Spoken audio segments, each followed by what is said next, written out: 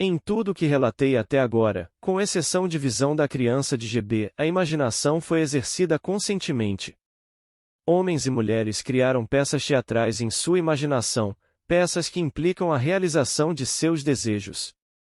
Então, imaginando-se participando desses dramas, eles criaram aquilo que seus atos imaginais implicavam. Este é o uso sábio da lei de Deus.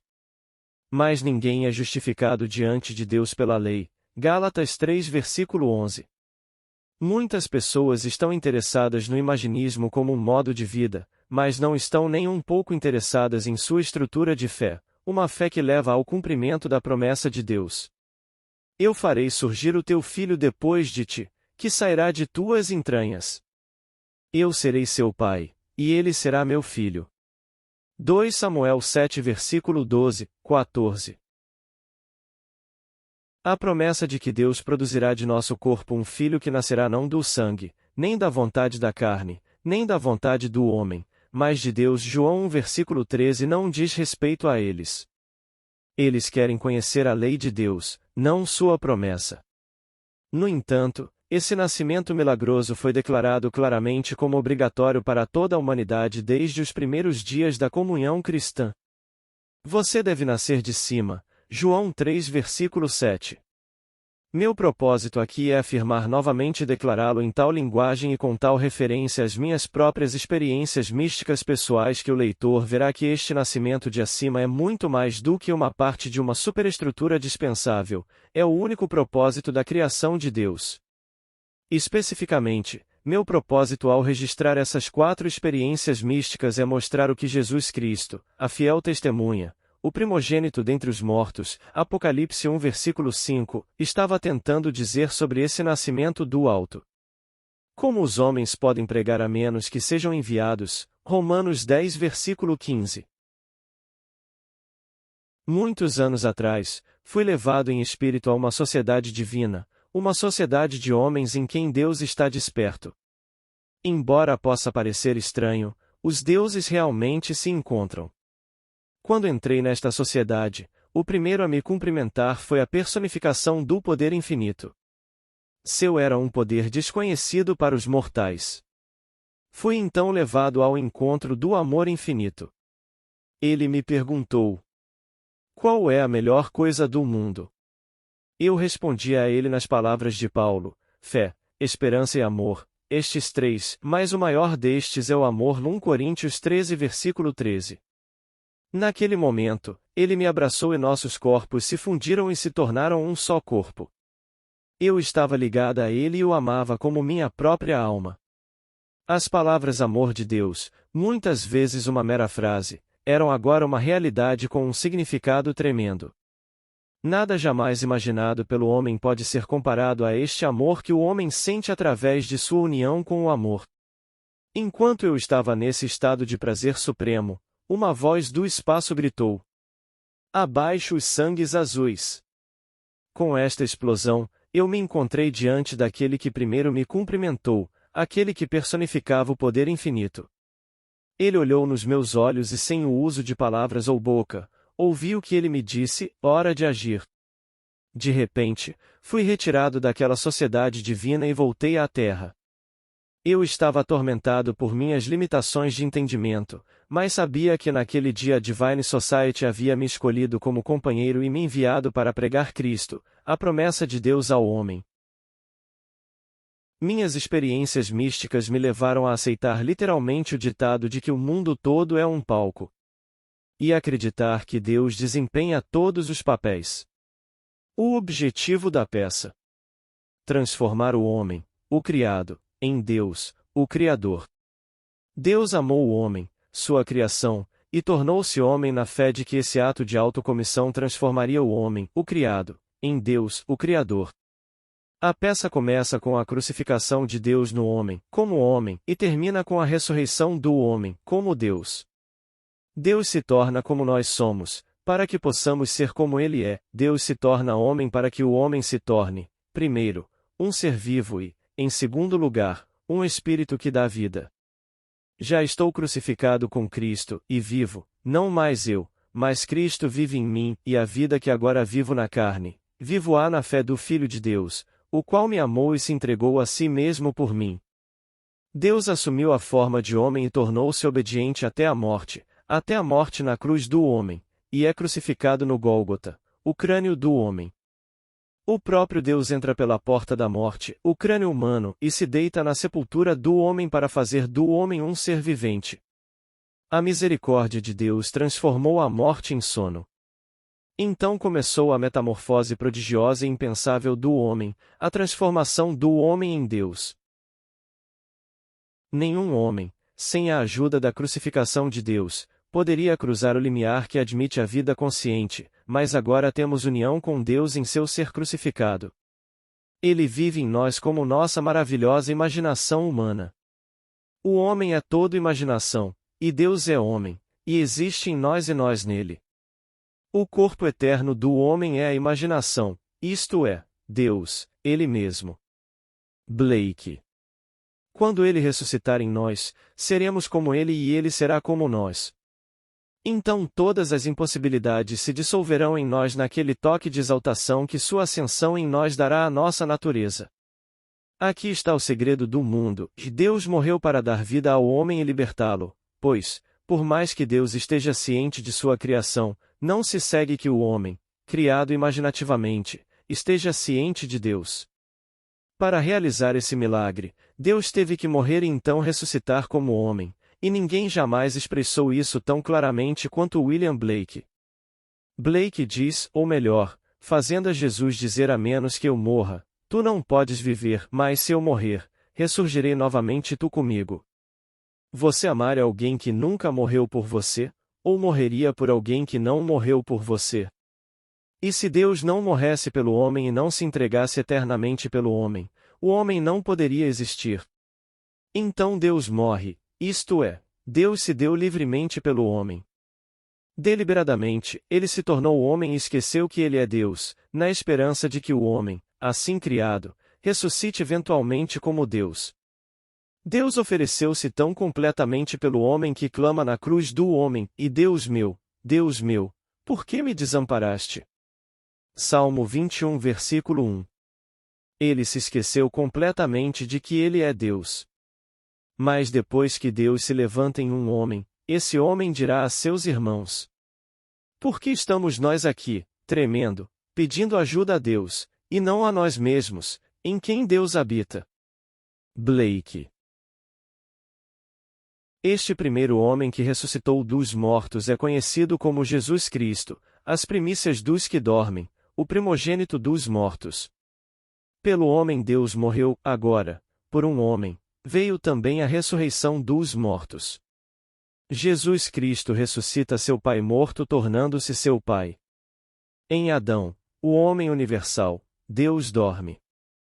Em Jesus Cristo, o Deus individualizado, Deus desperta.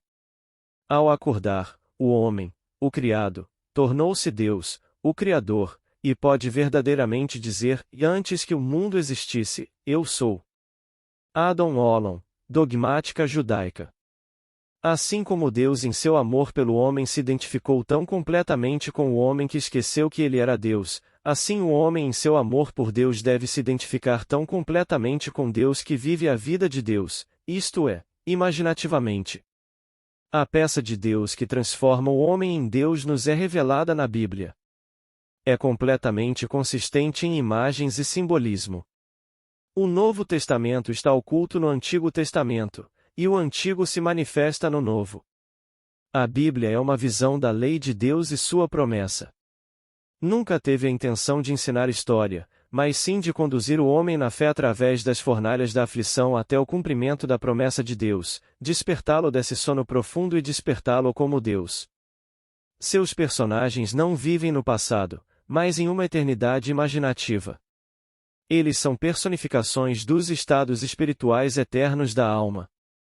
Eles marcam a jornada do homem através da morte eterna e seu despertar para a vida eterna. O Antigo Testamento nos fala da promessa de Deus. O Novo Testamento não nos diz como essa promessa foi cumprida, mas como ela é cumprida. O tema central da Bíblia é a experiência direta, individual e mística do nascimento da criança, aquela criança de quem o profeta falou: um menino nos nasceu, um filho se nos deu, e o governo estará sobre os seus ombros, e se chamará o seu nome, Maravilhoso Conselheiro, Deus Forte, Pai da Eternidade, Príncipe da Paz. Do aumento do seu governo e da paz não haverá fim. Isaías 9 versículos 6 e 7. Quando a criança nos é revelada, nós a vemos, nós a experimentamos, e a resposta a essa revelação pode ser declarada nas palavras de Jó: e eu ouvi falar de ti com a audição do ouvido, mas agora meu olho te vê. A história da encarnação não é uma fábula, alegoria ou alguma ficção cuidadosamente planejada para escravizar as mentes dos homens, mas um fato místico. É uma experiência mística pessoal do nascimento de si mesmo fora do próprio crânio, simbolizado no nascimento de uma criança, envolta em panos e deitada no chão. Há uma distinção entre ouvir sobre o nascimento de uma criança do próprio crânio, um nascimento que nenhum cientista ou historiador jamais poderia explicar, e realmente vivenciar o nascimento, segurando em suas próprias mãos e vendo com seus próprios olhos esta criança milagrosa, uma criança nascida do alto de seu próprio crânio, um nascimento contrário a todas as leis da natureza. A questão como é colocada no Antigo Testamento: pergunte agora, e veja, pode um homem ter um filho? Por quê, então, vejo cada homem com as mãos dando à luz como uma mulher em trabalho de parto? Porque todo o rosto empalideceu. Jeremias 30 versículo 6. A palavra hebraica shalatz, mal traduzida como lombos, significa tirar, entregar, retirar-se. O desenho de si mesmo para fora do próprio crânio foi exatamente o que o profeta previu como o nascimento necessário de cima, um nascimento que dá ao homem a entrada no reino de Deus e a percepção reflexiva nos níveis mais elevados do ser. Ao longo dos tempos, abismo chama abismo a Salmo 42 versículo 7. Desperta. Por que dormes, ó Senhor? Desperta. Salmo 44 versículo 23. O evento, conforme registrado nos Evangelhos, realmente ocorre no homem. Mas daquele dia ou daquela hora em que chegará a hora de o indivíduo ser liberto, ninguém sabe senão o Pai. Não te maravilhes por eu te ter dito, deves ter nascido do alto. O vento sopra onde quer, e ouves a sua voz, mas não sabes de onde vem, nem para onde vai, assim é com todos os aquele que é nascido do Espírito.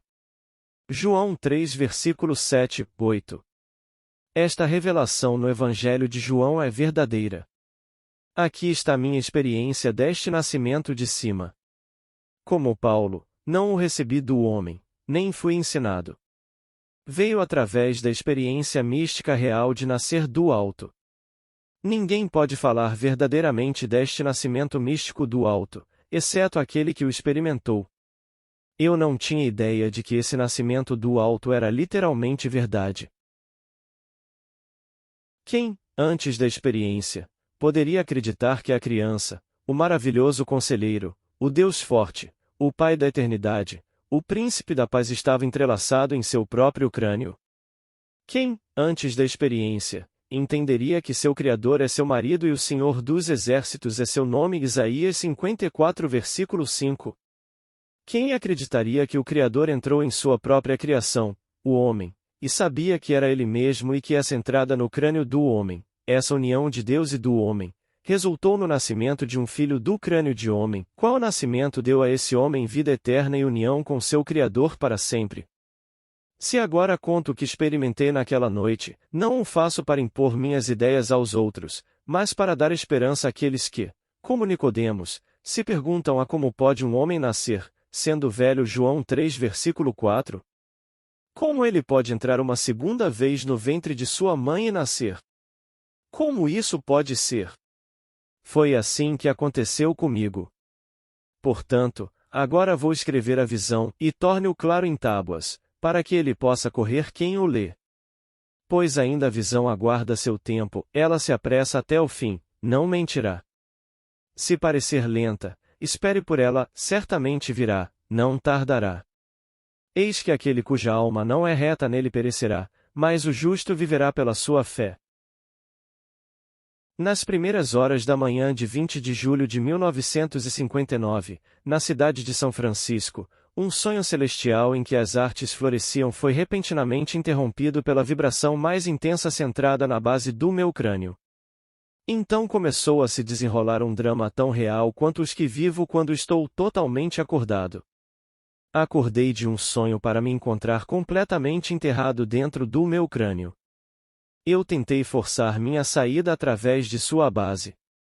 Algo cedeu e eu me senti mover de cabeça para baixo, pela base do meu crânio.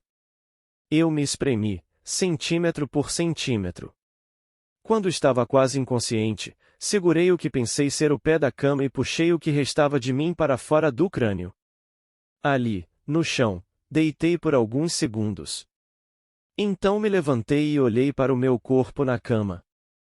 Tinha o rosto pálido deitado de costas e se sacudindo de um lado para o outro como alguém se recuperando de uma grande provação. Enquanto o contemplava, esperando que não caísse da cama, percebi que a vibração que iniciou todo o drama não estava apenas na minha cabeça, mas agora também vinha do canto do quarto. Ao olhar para aquele canto, me perguntei se aquela vibração poderia ser causada por um vento muito forte, um vento forte o suficiente para fazer vibrar a janela. Não percebi que a vibração que ainda sentia dentro da minha cabeça estava relacionada com a que parecia vir do canto da sala. Olhando de volta para a cama, descobri que meu corpo havia sumido, mas em seu lugar estavam meus 3 irmãos mais velhos. Meu irmão mais velho sentou-se onde estava a cabeça. Meu segundo e terceiro irmãos sentaram-se onde estavam os pés. Ninguém parecia estar ciente de mim, embora eu estivesse ciente deles e pudesse discernir seus pensamentos. De repente, tomei consciência da realidade de minha própria invisibilidade. Percebi que eles também estavam incomodados com a vibração vinda do canto da sala. Meu terceiro irmão era o mais perturbado e foi investigar a causa do distúrbio. Sua atenção foi atraída por algo no chão e, olhando para baixo, ele anunciou: "E é o bebê de Neville." Meus outros 2 irmãos, com as vozes mais incrédulas, perguntaram: "Como Neville pode ter um bebê?" Meu irmão levantou o bebê envolto em panos e o deitou na cama. Eu, então, com minhas mãos invisíveis levantei o bebê e perguntei-lhe: "Como está meu amor?" Ele olhou nos meus olhos e sorriu e eu acordei neste mundo, para refletir sobre esta maior das minhas muitas experiências místicas. Tennyson tem uma descrição da morte como um guerreiro, um esqueleto no alto de um cavalo negro como a noite, surgindo à meia-noite. Mas quando a espada de Gareth cortou o crânio, havia nele o rosto brilhante de um menino em flor, fresco como uma flor recém-nascida. Idílios do rei. Contarei 2 outras visões porque confirmam a verdade de minha afirmação de que a Bíblia é um fato místico, que tudo o que está escrito sobre o Filho prometido na lei de Moisés, nos profetas e nos salmos deve ser experienciado misticamente na imaginação do indivíduo. O nascimento da criança é um sinal e um portento, sinalizando a ressurreição de Davi, o ungido do Senhor, de quem ele disse: "Tu és meu filho, hoje te gerei." Salmos 2 versículo 7. 5 meses após o nascimento da criança, na manhã de 6 de dezembro de 1959, na cidade de Los Angeles, começou em minha cabeça uma vibração semelhante à que antecedeu seu nascimento. Desta vez, sua intensidade estava centrada no topo da minha cabeça. Então veio uma explosão repentina e me vi em uma sala modestamente mobiliada. Ali, encostado ao lado de uma porta aberta, estava meu filho David, de fama bíblica. Ele era um rapaz no início da adolescência. O que mais me impressionou nele foi a beleza incomum de seu rosto e figura. Ele era, como é descrito no primeiro livro de Samuel, ruivo, com belos olhos e muito bonito. Nem por um momento me senti outra pessoa além de quem sou agora. No entanto, eu sabia que esse rapaz, David, era meu filho, e ele sabia que eu era seu pai, pois a sabedoria do alto é sem incerteza. Mas a sabedoria que vem do alto é primeiro pura, depois pacífica, gentil e fácil de ser tratada, cheia de misericórdia e bons frutos, sem parcialidade e sem hipocrisia. Tiago 3 versículo 17. Enquanto eu estava sentada contemplando a beleza de meu filho, a visão se desvaneceu e eu acordei. Eu e os filhos que o Senhor me deu somos sinais e portentos em Israel da parte do Senhor dos Exércitos, que habita no Monte Sião. Isaías 8 versículo 18. Deus me deu David como meu próprio filho. Eu farei surgir o teu filho depois de ti, que sairá das tuas entranhas. Eu serei seu pai, e ele será meu filho. 2 Samuel 7 versículo 12, 14. Deus não é conhecido de outra maneira senão por meio do Filho. Ninguém conhece quem é o Filho senão o Pai, nem quem é o Pai senão o Filho e aquele a quem o Filho quiser revelar. Lucas 10 versículo 22. A experiência de ser o pai de Davi é o fim da peregrinação do homem na terra. O propósito da vida é encontrar o pai de Davi, o ungido do Senhor, o Cristo. Abner: de quem é filho este jovem? E Abner disse: tão certo como vive a tua alma, ó rei, não sei dizer. E o rei disse: indague de quem é o filho do moço. Voltando Davi da matança do filisteu, Abner o tomou e o trouxe à presença de Saul, trazendo na mão a cabeça do filisteu. E Saul lhe disse: de quem és filho, jovem? E Davi respondeu: sou filho do teu servo Jessé, o belemita. 1 Samuel 17 versículos 55, 58. Jesse é qualquer forma do verbo ser. Em outras palavras, eu sou o filho de quem eu sou gerado por mim mesmo, eu sou o filho de Deus, o Pai. Eu e meu Pai somos um. João 10 versículo 30. Eu sou a imagem do Deus invisível. Quem me vê, vê o Pai. João 14 versículo 9. Filho de quem, e não é sobre Davi, mas sobre o pai de Davi, a quem o rei havia prometido libertar em Israel. Nota, e em todas essas passagens, a pergunta do rei não é sobre Davi, mas sobre o pai de Davi. Encontrei Davi, meu servo. Ele clamará a mim. Tu és meu pai, meu Deus e a rocha da minha salvação. E farei dele o primogênito, o mais elevado dos reis da terra. Salmo 89 versículo 20, 26, 27.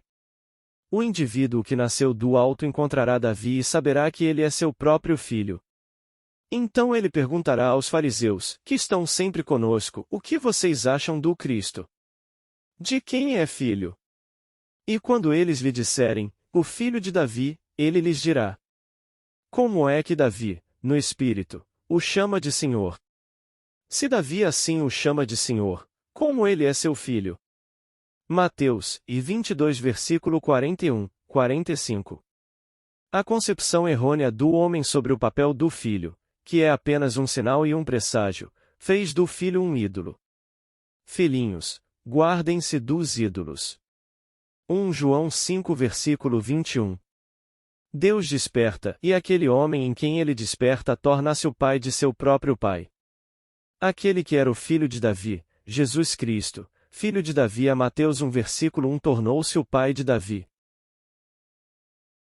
Não mais chorarei por a nosso pai Davi, teu filho.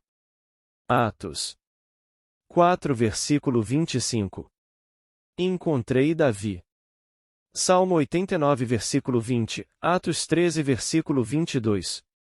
Ele clamou a mim, tu és meu pai. Salmo 89 versículo 26. Agora eu sei que sou um dos Elohim, o Deus que se fez homem, para que o homem se torne Deus. Grande, confessamos, é o mistério da nossa religião. 1 Timóteo 3 versículo 16. Se a Bíblia fosse história, não seria um mistério. Espera a promessa do Pai, Atos 1h04, isto é, para Davi, o Filho de Deus, que revelará você como o Pai. Esta promessa, diz Jesus, você ouviu de mim, Lucas 24 versículo 44, e para o seu cumprimento no momento em que agrada a Deus dar a você seu Filho, como sua descendência, que é Cristo, Gálatas 3 versículo 16. A figura de linguagem é utilizada com o objetivo de chamar a atenção, enfatizar e intensificar a realidade do sentido literal. A verdade é literal, as palavras usadas são figurativas. O véu do templo rasgou-se em duas partes, de alto a baixo, e a terra tremeu e as rochas fenderam-se. Mateus 27 versículo 51. Na manhã de 8 de abril de 1960, 4 meses depois que me foi revelado que eu era o pai de David, um raio saiu do meu crânio e me partiu em dois, do topo do crânio à base da coluna. Eu fui fendido como se fosse uma árvore que tivesse sido atingida por um raio. Então eu me senti e me vi como uma luz líquida dourada subindo pela minha espinha em um movimento serpentino. Quando entrei em meu crânio, ele vibrou como um terremoto. Toda a palavra de Deus se revela verdadeira, ele é um escudo para os que nele se refugiam. Não acrescentes nada às suas palavras, para que não te repreenda, e sejas achado mentiroso. Provérbios 30 versículo 5,6. E como Moisés levantou a serpente no deserto, assim importa que o Filho do Homem seja levantado. João 3 versículo 14. Essas experiências místicas ajudarão a resgatar a Bíblia das aparências da história, das pessoas e dos eventos, e a restaurá-la ao seu real significado na vida do homem. A Escritura deve ser cumprida em nós.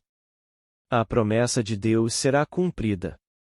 Você terá estas experiências, e ser-me-eis testemunhas tanto em Jerusalém como em toda a Judéia e Samaria e até os confins da terra. Atos 1 versículo 8. O círculo que se alarga, Jerusalém, Judéia, Samaria, o fim da terra, é o plano de Deus. A promessa ainda está amadurecendo em seu tempo designado, mas quão longas, vastas e severas serão as provações que você encontrará Davi, seu filho, que o revelará como Deus, o Pai, demoraria para dizer, mas se apressa até o fim, não falhará. Então aguarde, pois não haverá adiamento. Existe alguma coisa maravilhosa demais para o Senhor? No tempo determinado voltarei para você, na primavera, e Sara terá um filho. Gênesis 18 versículo 14. O fim.